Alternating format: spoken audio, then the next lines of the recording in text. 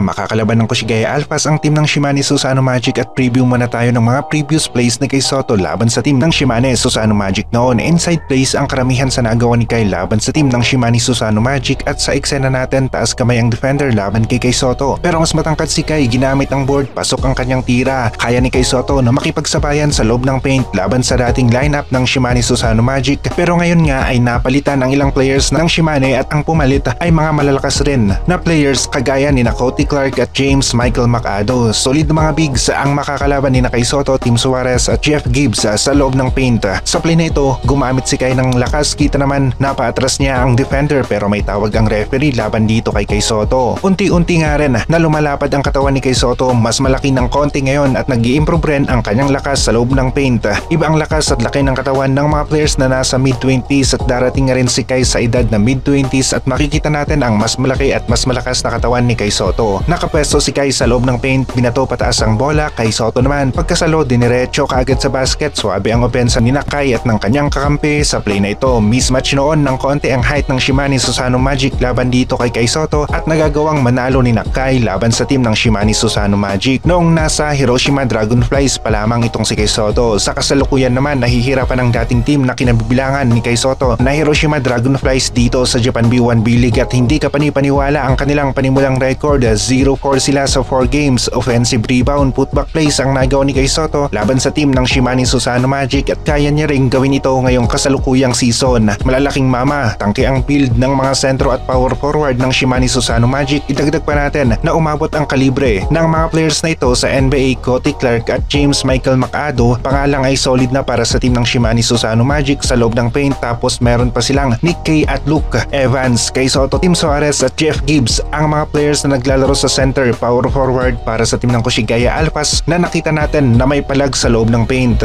Umaangat naman si Kai Sotto sa rankings ng Japan B1 B-League at top 6 si Kai sa average rebound. Kitang-kita ngayon ang unti-unting paglakas ni Kai sa loob ng paint at mas lalo pa itong lalakas habang papunta siya sa kanyang mid-20s. May ilalaki pa at ilalakas ang kanyang katawan dahil bata pa nga itong si Kai Sotto. Mahaba-haba pa ang kanyang karera sa larong basketball.